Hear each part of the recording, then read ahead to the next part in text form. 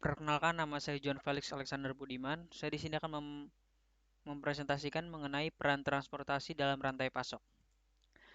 Peran transportasi dalam rantai pasok. Transportasi mengacu pada pergerakan produk dari satu lokasi ke lokasi lain karena membuat jalan dari awal rantai pasok untuk pelanggan. Transportasi merupakan komponen paling penting dari biaya yang ditimbulkan oleh rantai pasok. Transportasi merupakan pendorong rantai pasok penting karena produk jarang diproduksi dan dikonsumsi di lokasi yang sama. Mode-mode transportasi. Mode transportasi merupakan istilah yang digunakan untuk menyatakan alat angkut yang digunakan untuk berpindah dari satu tempat ke tempat lain. Ada beberapa ragam mode transportasi, yaitu mode darat. Mode darat terdiri dari dua, truk, ada truk load dan less than truck load. Dan ada kereta atau rel. Yang kedua adalah mode udara, package carrier, mode laut atau pelayaran, jalur pipa, dan intermodal. Truk truk memberi manfaat pengirim door to door dan lebih cepat. Waktu idle dan jarak tempuh menambah biaya pada mode ini. Oleh karena itu diperlukan penjadwalan agar pelayanan terlaksana dengan jumlah waktu idle dan waktu perjalanan kosong yang minimal. Truk terdiri atas dua segmen, yaitu truk load. Operasi truk load memiliki biaya tetap relatif rendah dan memiliki sebuah truk beberapa seringkali cukup untuk memasuki bisnis tersebut. Sebagai hasilnya ada banyak truk load operator di industri. Yang kedua adalah less than truck load. Operasi LTL adalah harga untuk mendorong pengiriman dalam partai kecil, biasanya kurang dari setengah truk load. Sebagai TL, cenderung lebih murah untuk pengiriman besar. Harga menampilkan beberapa skala ekonomi dengan kuantiti dikirim serta jarak yang ditempuh. Truk load ini juga memakan waktu yang lebih lama daripada TL karena beban lain yang perlu diangkat dan diturunkan. LTL pengiriman ini cocok untuk pengiriman yang terlalu late untuk dikirimkan sebagai paket kecil namun merupakan kurang dari setengah TL. Yang kedua itu ada mode rel atau kereta. Angkutan barang yang menggunakan kereta api biasanya dalam bentuk angkutan peti kemas pada kereta feedback ataupun untuk mengangkat komoditi curah baik cair maupun padat. Mode ini digunakan di koridor dengan tinggi jumlah permintaan, di mana kereta angkut yang berjalan pada rel. Lalu mode yang selanjutnya adalah mode udara, merupakan mode transportasi yang sangat cepat dan diimbangi pula dengan biaya yang sangat mahal. Mode transportasi udara merupakan mode yang dapat menjangkau segala tempat dengan berat yang bisa diangkut sekitar 500 pounds. Kunci masalah dalam mode transportasi yaitu identifikasi lokasi dan jumlah penghubung, lokasi pangkalan armada, menetapkan rute, pengaturan jadwal perawatan atau pemeliharaan untuk pesawat, penjadwalan awak, dan yang terakhir adalah mengelola harga dan ketersediaannya. Lalu selanjutnya package carrier atau jasa pengiriman. Contoh pengiriman seperti FedEx, UPS, USPS yang membawa paket kecil mulai dari pengiriman surat, di mana jasa ini merupakan jasa yang mahal, tetapi memiliki waktu pengiriman yang cepat dan handal, di mana saja di mana jasa ini sensitif terhadap waktu pengiriman.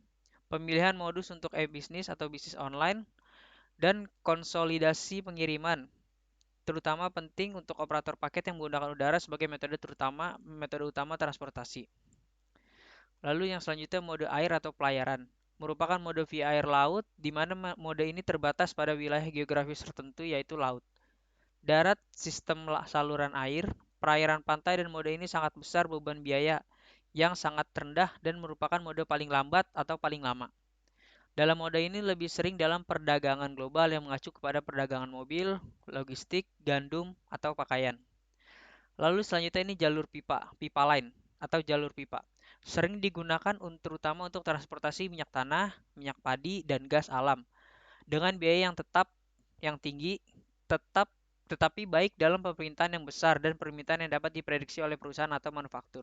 Selain itu, hal ini sering digunakan oleh perusahaan perminyakan, seperti pada saat pengiriman dari tambang minyak ke pabrik pengolahan minyak dan juga pengiriman minyak ke perusahaan-perusahaan yang membutuhkannya melalui jalur pipa. Selain minyak, ada pula seperti pengiriman air bersih atau usaha air bersih. Lalu yang mode selanjutnya adalah intermodal. Intermodal merujuk kepada penggunaan lebih dari satu mode transportasi untuk mengantarkan barang-barang sampai ke tujuan. Contoh umumnya itu adalah penggunaan truk dan kereta. Selain itu, pada intermodal, apabila terjadi peningkatan pada perdagangan global, maka akan meningkatkan penggunaan antar moda transportasi. Dalam intermodal ini merupakan mode yang paling nyaman atau mudah bagi pengirim seperti pengiriman paket, truk pesawat atau kereta atau sebagainya.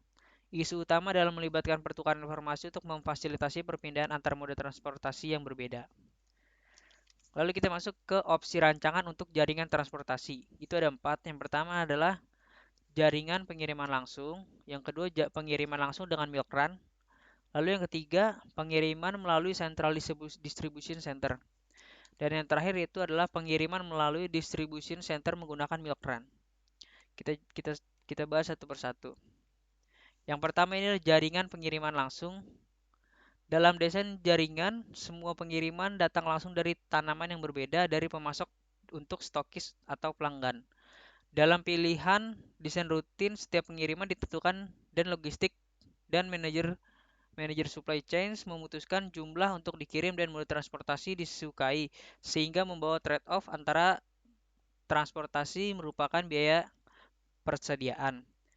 Dan keuntungan dari jaringan pengiriman langsung itu ada 2. Yang pertama, akan menghilangkan gudang sementara, dapat penyederhanaan koordinasi dan kegiatan operasional perusahaan.